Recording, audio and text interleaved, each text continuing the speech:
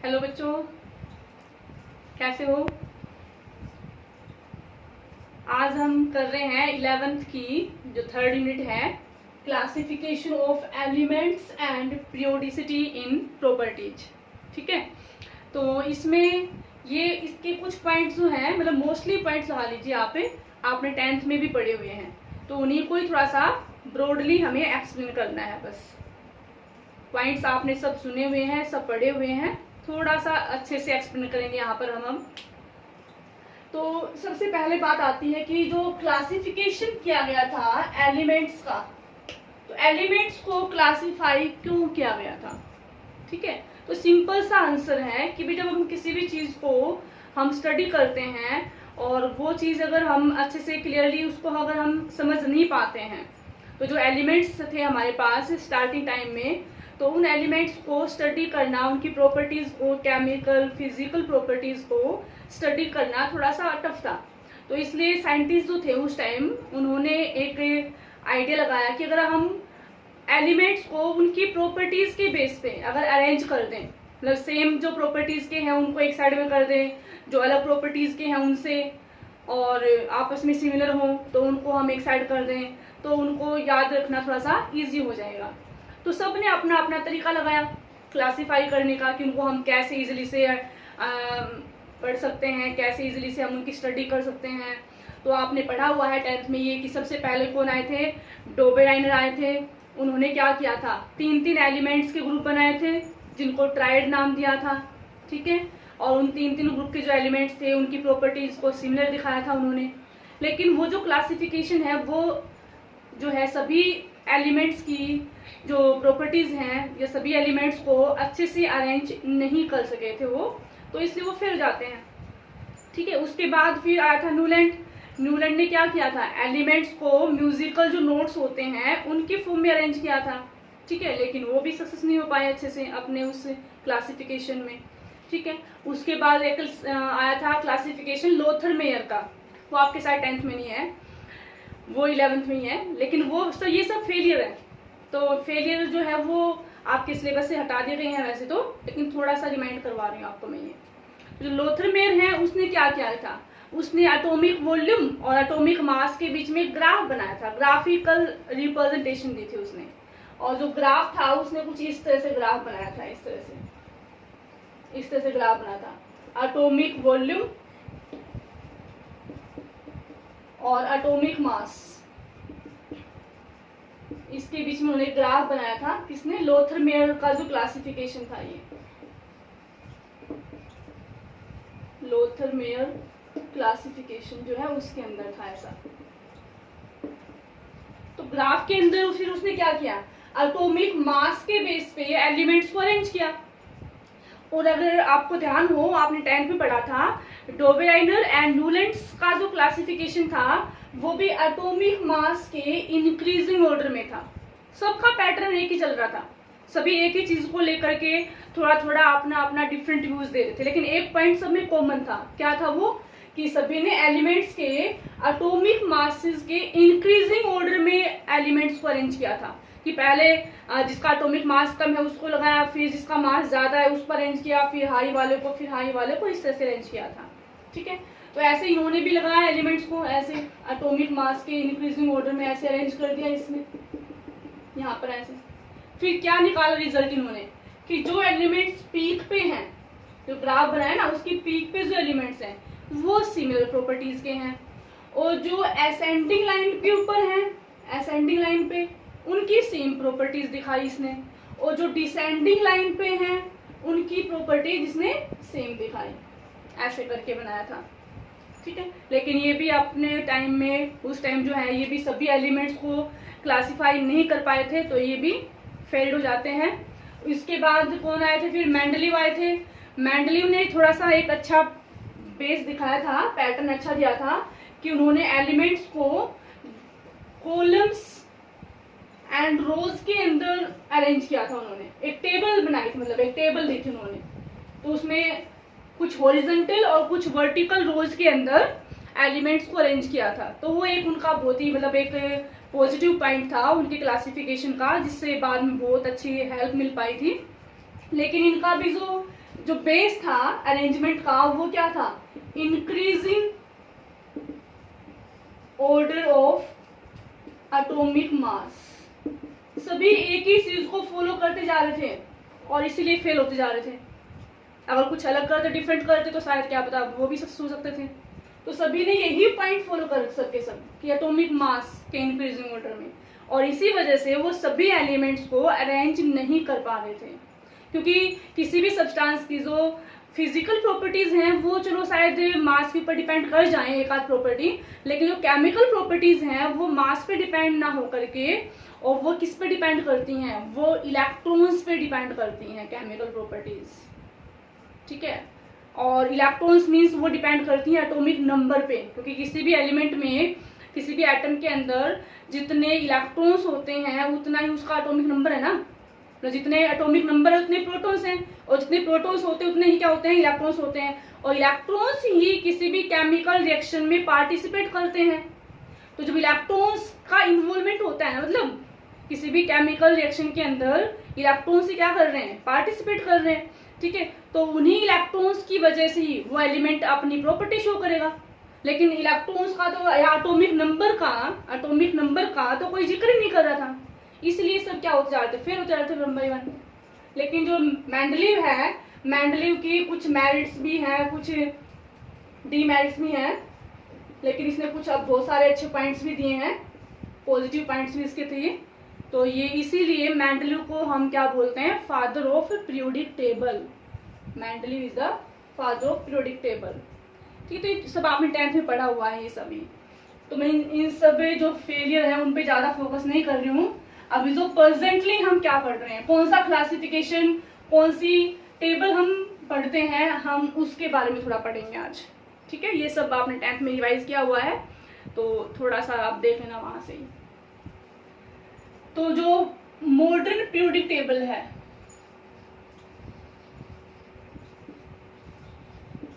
Periodic table,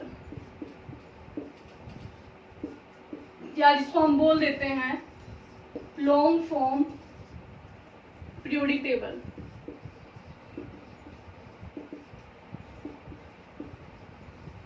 या इसको हम बोल देते हैं बोर टेबल भी बोल देते हैं, प्रेजेंट पीरियोडिक टेबल भी बोल देते हैं, ठीक है। तो ये जो मॉडर्न पीरियोडिक टेबल है ये दी थी किसने, मोजले एंड बोर ने। तो उसके अकॉर्डिंग हम इसको बोर जो टेबल है वो भी बोल देते हैं, मोजले एंड बोर दोनों का इसमें कंट्रीब्यूशन था, गिवन बाय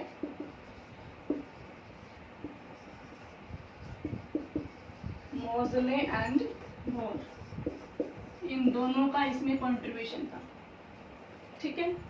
तो इस टेबल के अंदर क्या है, इसका जो मेन पॉइंट था वो क्या था कि इन्होंने एलिमेंट्स को अरेंज किया इन द एटॉमिक नंबर के बेस पे, in the increasing order of atomic number के इंक्रीजिंग ऑर्डर में इन्होंने लगाया था एलिमेंट्स को, इसीलिए सस्ते हो पाए थे। तो जो इसी के बेस पे एक वो लॉ बना दिया था, मॉडर्न पीरियोडिक लॉ। तो जो मॉडर्न पीरियोडिक लॉ है वो हमारे पास क्या है, इधर according to this law the physical and chemical properties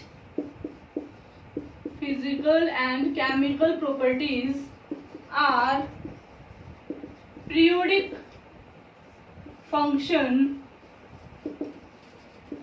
of their atomic number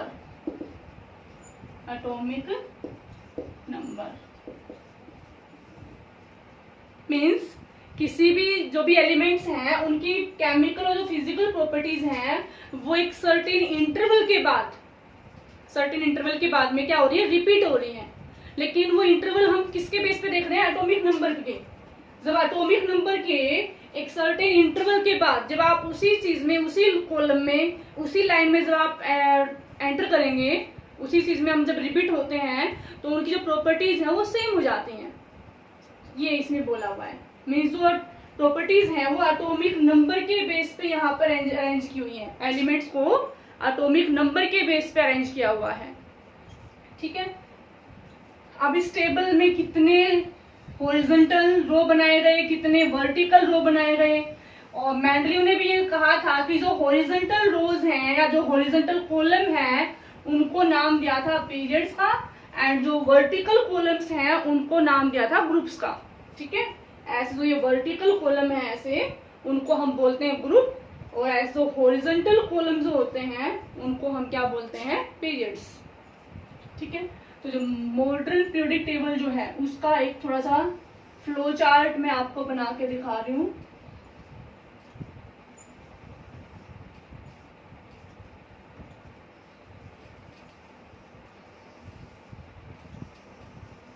ये जो हमारी मॉडर्न पीरियोडिक टेबल है वो कुछ हमें ऐसी दिखाई देती है, इस टाइप से। ठीक है,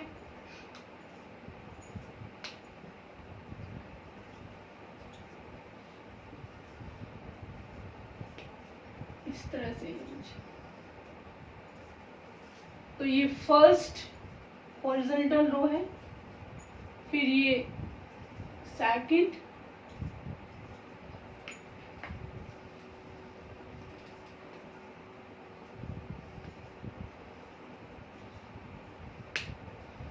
ये फर्स्ट, ये सेकंड,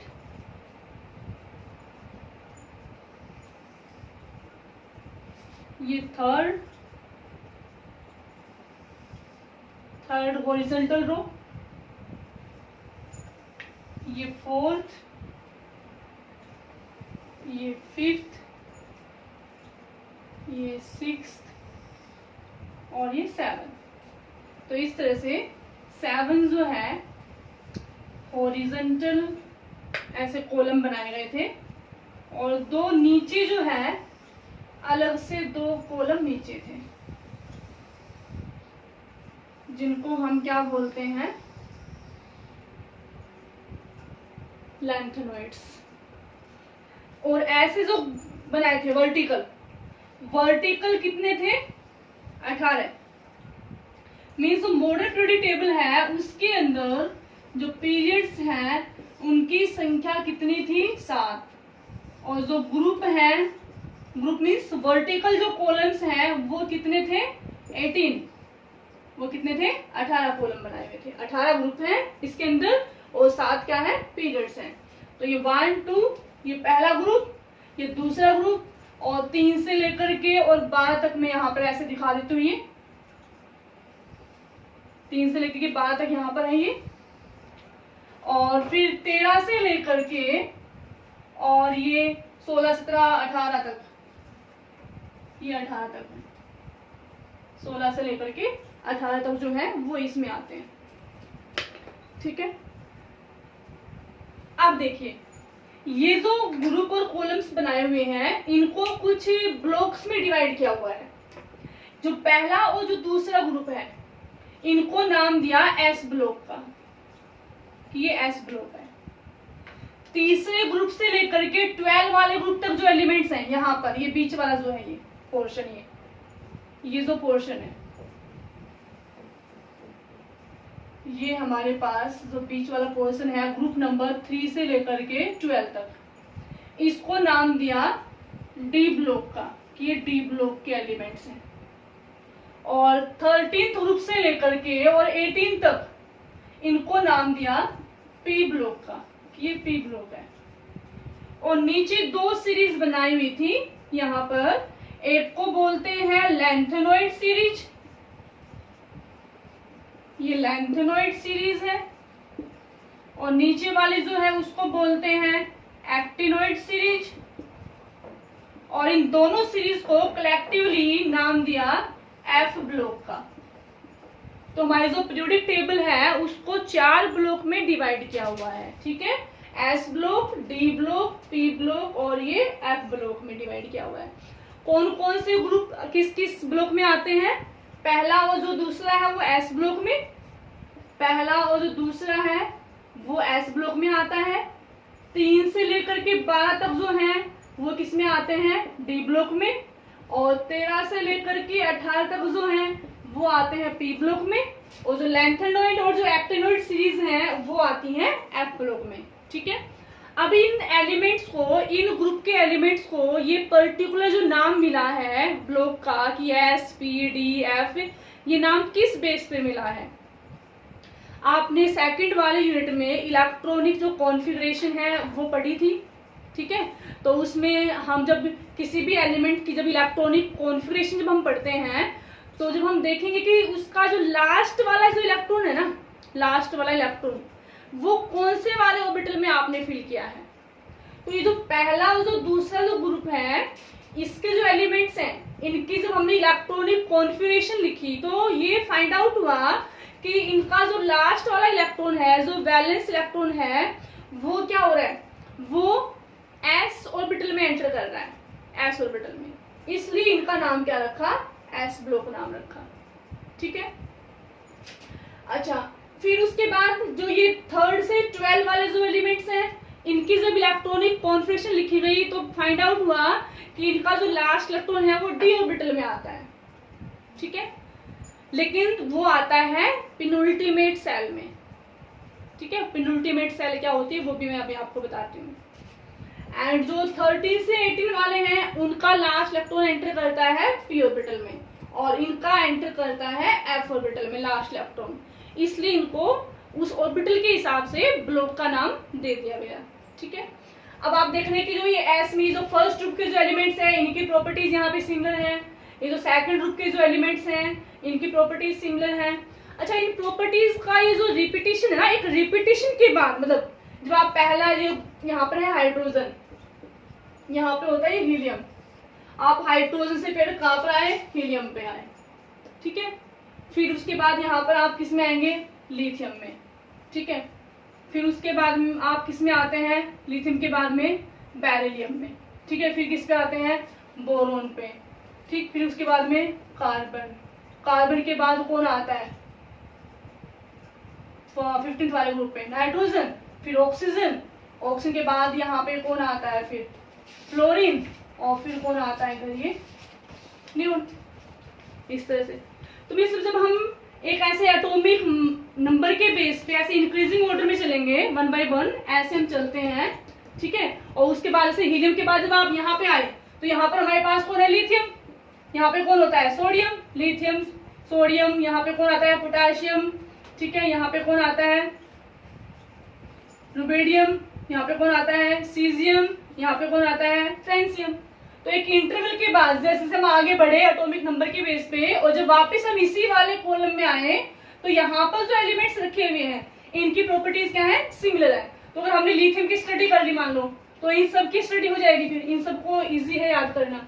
ठीक है, ऐसी जब यहाँ पर हमारे पास कौन होता है, लिथियम के बाद में बेरिलियम। अब बेरिलियम को पढ़ लिया तो इसके ग्रुप में जो जो एलिमेंट्स हैं उनको स्टडी करना आसान हो जाता है। तो ये प्रॉपर्टीज का सेम होना, एलिमेंट जो है उनकी प्रॉपर्टीज का सेम होना कब, एक सर्टेन इंटरवल के बाद, मीन्स हम एक यहाँ पर आपके घूम के आए और यहाँ पर घूमने के बाद जब वापस इधर आए तो यहाँ पर जो एलिमेंट्स रखे हुए हैं वो सभी सेम प्रॉपर्टीज के हैं। एक सर्टेन इंटरवल के बाद जब रिपीटिशन होता है, ठीक है, प्रॉपर्टीज का, तो उसको हम क्या बोलते हैं, पीरियोडिसिटी।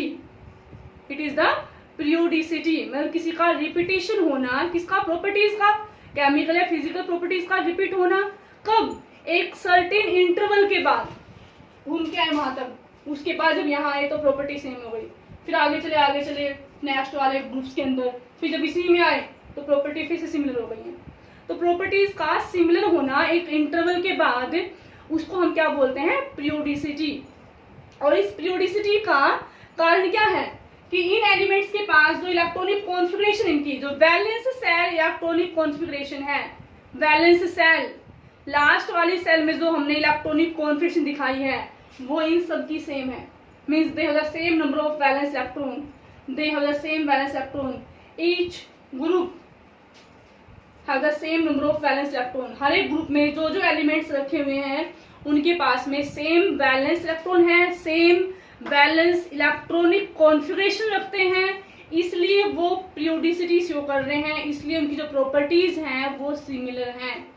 ठीक है, समझ आया ना कि प्रॉपर्टी सिमिलर क्यों है इनकी। अच्छा, तो हमने अभी बात की है कि 4 ब्लॉक बनाए थे। अब ब्लॉक का नाम किस बेस पे दिया है कि लास्ट इलेक्ट्रॉन की एंट्री किस ऑर्बिटल में होती है, उसी के अकॉर्डिंग उसका ऑर्बिटल बन जाता है वो। ठीक है, उसका ब्लॉक बना दिया हमने। अभी जो ब्लॉक है, जो एस ब्लॉक है, इसको हम बोलते हैं रिप्रेजेंटेटिव एलिमेंट्स। ये जो एलिमेंट्स है ना एस ब्लॉक के, इनको हम बोलते हैं रिप्रेजेंटेटिव एलिमेंट्स बोलते हैं इसको हम। और जो पी ब्लॉक वाले हैं, these are also known as the representative, इनको भी हम रिप्रेजेंटेटिव एलिमेंट्स बोलते हैं, क्योंकि टेबल के उस साइड से पी ब्लॉक रिप्रेजेंट कर रहा है टेबल को, और इस साइड से एस ब्लॉक रिप्रेजेंट कर रहा है टेबल को, तो इनको हम बोलते हैं रिप्रेजेंटेटिव एलिमेंट्स। और जो ये बीच में है, इनको हम बोलते हैं ट्रांजिशन एलिमेंट्स। जो डी ब्लॉक वाले हैं, इनको हम बोलते हैं ट्रांजिशन एलिमेंट बोलते हैं। ट्रांजिशन का मतलब क्या होता है, किसी के बीच की एक स्टेज। तो जो डी ब्लॉक एलिमेंट्स हैं, इनकी जो प्रॉपर्टीज हैं वो एस ब्लॉक एलिमेंट्स और पी ब्लॉक एलिमेंट्स, इन दोनों के बीच की हैं। मीन्स सपोज हम प्रॉपर्टीज में सपोज हमने साइज ही ले लिया, ठीक है, जो साइज है वो डी ब्लॉक एलिमेंट्स का वो एस ब्लॉक से क्या है छोटा, और पी ब्लॉक से क्या है बड़े हैं ये। तो एक ब्लॉक से इनकी प्रॉपर्टीज ये अपने आप को ज्यादा शो करेंगे, और दूसरे वाले ब्लॉक से ये अपने आप को कम शो कर रहे हैं। मतलब दोनों के बीच की जो प्रॉपर्टीज है ना वो शो करते हैं, इंटरमीडिएट टाइप। ठीक है, इसलिए इनका नाम क्या रखा हुआ है, ट्रांजिशन एलिमेंट्स रखा हुआ है। वैसे आप आगे पढ़ेंगे कि वैसे ट्रांजिशन एलिमेंट्स जो है उनकी डेफिनेशन जो है वो हम इस तरह से नहीं दिखाते हैं, ये तो एक सिंपल ही हमने डिफाइन किया है। ट्रांजिशन एलिमेंट्स की जो डेफिनेशन है वो थोड़ा सा अलग है, वो आपको मैं थोड़ी देर में बताती हूँ। ठीक है, और ये जो लेंथनर्स और जो एक्टिनर्स हैं, जो एफ ब्लॉक के एलिमेंट्स हैं, इनको हम बोलते हैं these are also called as inner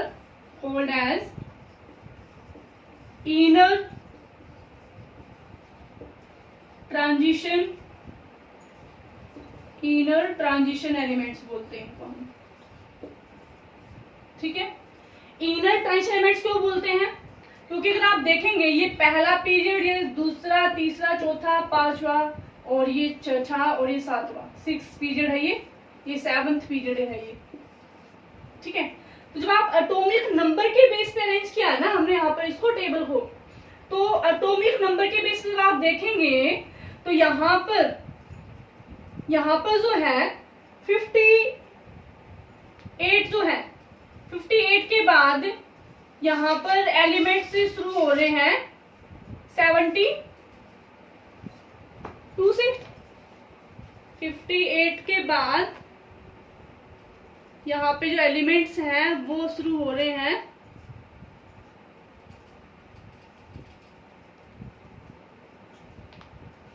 72 से, सॉरी 57 से लेकर के, और 72 से पहले 57 वाला है, उसके बाद में बीच में गायब हो गए, और फिर 72 वाला एलिमेंट्स लिखा हुआ है। ठीक है, और जो नीचे वाले हैं उनके अंदर 89 से लेकर के 104, 89 से 104, पहले 89 वाला है, फिर 104, फिर 105, 106, ये वाले एलिमेंट्स है। यहाँ पर जो बीच के जो एलिमेंट्स है ना, मतलब 90 से लेकर के 103 के यहाँ पे बचे, और यहाँ पर 58 से लेकर के और 71 तक एटॉमिक नंबर वाले जो एलिमेंट्स हैं उनको यहाँ से बीच से उठा करके यहाँ रख दिया, और यहाँ के जो बीच के जो एलिमेंट्स हैं 90 से लेकर के 103 तक, इनको यहाँ से उठा करके यहाँ रख दिया है।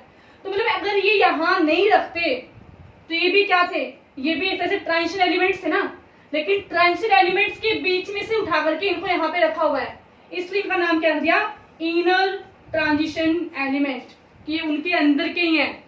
ट्रांजिशन जो एलिमेंट्स थे ये उन्हीं के अंदर से थे, जिनको हमने उठा करके नीचे रखा हुआ है। नीचे लगाने का मतलब क्या था, इनका जो पर्पस था नीचे लगाने का वो क्या था कि इनके अंदर एफ ऑर्बिटल आता है।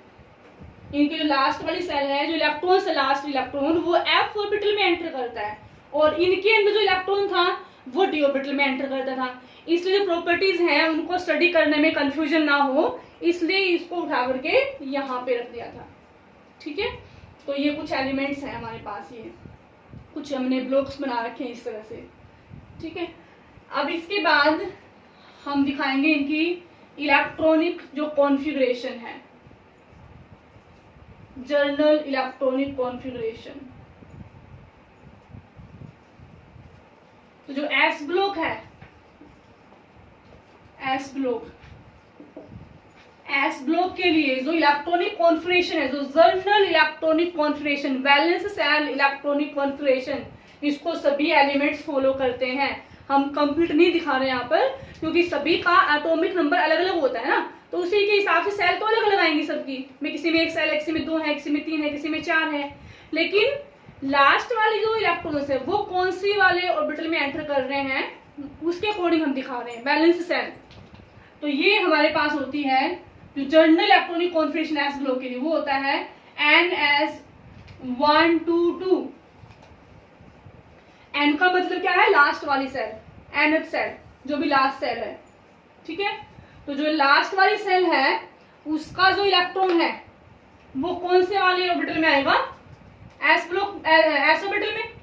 और 1 to 2 का मतलब क्या है कि कुछ एलिमेंट्स ऐसे हैं जिनमें एस के अंदर 1 इलेक्ट्रॉन है, और कुछ एलिमेंट ऐसे जिनमें एस में 2 इलेक्ट्रॉन है। मीन्स जो पहला ग्रुप है इसमें एस में 1 इलेक्ट्रॉन है, और जो दूसरे वाले ग्रुप के एलिमेंट्स हैं इनमें एस ऑर्बिटल के अंदर 2 इलेक्ट्रॉन है। तो इसलिए हम यहाँ पर ये 1 to 2 दिखाते हैं, तो ये कॉमन है ये।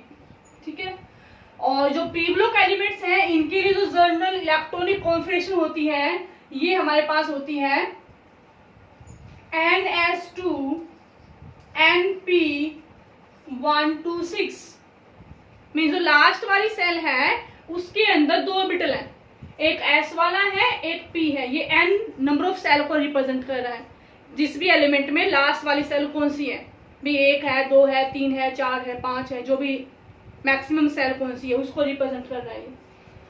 एंड इसमें 2 ऑर्बिटल है, एक S वाला भी है, P वाला भी है। S में 2 इलेक्ट्रॉन डालेंगे आप, और P के अंदर 1 से लेकर के 6 तक हो सकते हैं, मतलब 1 भी हो सकता है, 2 भी हो सकते हैं, 3 भी, 4 भी, 5 भी, 6 भी। मीन्स जो एलिमेंट 13th वाले ग्रुप में आएंगे, 13th ग्रुप में, उसमें P में 1 इलेक्ट्रॉन मिलेगा। 14 वाले में P में 2 हो जाएंगे इलेक्ट्रॉन, 15 वाले में 3 हो जाएंगे, 16 वाले में 4 हो जाएंगे, 17 वाले में 5 हो जाएंगे, और 18th वाले में क्या हो जाएंगे, 6 इलेक्ट्रॉन हो जाएंगे P के अंदर। और जो सेल है वो कम्प्लीटली फिल हो जाती है, और वो क्या कहलाती है फिर नोबल गैसेज। जो 18th ग्रुप है हमारे पास, 18th ग्रुप को हम क्या बोलते हैं, नोबल गैस। इसमें जो भी एलिमेंट्स रखे हुए हैं वो नोबल गैसेज होती हैं। जो 17th ग्रुप में है, 17th ग्रुप में हमारे पास कौन कौन से एलिमेंट हैं 17th में, fluorine, chlorine, bromine, iodine, astatine. ठीक है, और इसके बाद जो यहाँ पर जो है वो एटॉमिक नंबर के बेस पे उसका नेम देते हैं। तो ये जो 17th वाले हैं इनको हम बोलते हैं हैलोजेंस, ये है नोबल गैसेस। तो जो पी ब्लॉक है उसकी जो कॉन्फ़िगरेशन है वो हमारे पास ये वाली होती है। ठीक है, और जो डी वाले हैं उनकी होती है, अब देखिए हमने कहा था ना कि एस में एंटर करेगा तो एस ब्लॉक नाम दे देंगे, पी ऑर्बिटल में एंटर हुआ है इलेक्ट्रॉन तो पी ब्लॉक नाम दे दिया। लेकिन यहाँ पर जो है इलेक्ट्रॉन एस ऑर्बिटल में तो है, लेकिन जो एस ऑर्बिटल है वो लास्ट वाली सेल का है, वैलेंस सेल का है। यहाँ पर भी पी ऑर्बिटल में एंटर हुआ है, लेकिन जो पी ऑर्बिटल है ये भी लास्ट वाली सेल का है। ठीक है, यहाँ पर क्या होता है N-1D, और D में आ जाएंगे हमारे पास ये 1 to 10 एंड NS022।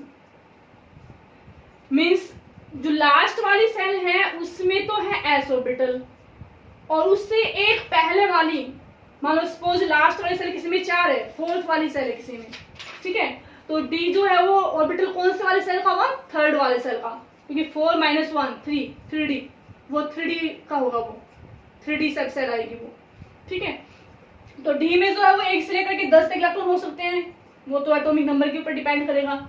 और जो S है उसमें 0 से लेकर के 2 तक इलेक्ट्रॉन हो सकते हैं मैक्सिमम। अब यहाँ पर जो डी ऑर्बिटल में तो इलेक्ट्रॉन जाएगा ही, लेकिन जो डी ऑर्बिटल है वो लास्ट वाली सेल का ना होकर के ये कौन सी वाली सेल का है, पिनुल्टीमेट सेल का। मैंने कहा था ना थोड़ी देर पहले कि पिनुल्टीमेट सेल होती है, लेकिन तो पिनुल्टीमेट सेल क्या होती है, लास्ट सेल से एक पहले वाली जो सेल है उसको हम क्या बोलते हैं, पिनुल्टीमेट सेल बोलते हैं। तो जिनका लास्ट इलेक्ट्रॉन डी ऑर्बिटल में आता है, लेकिन जो डी ऑर्बिटल है वो कौन सी वाली सेल का है, पिनुल्टीमेट सेल का है, वो लास्ट वाली सेल का नहीं है, मतलब एक पहले वाली सेल का है वो, ठीक है। तो पिनुल्टीमेट सेल का।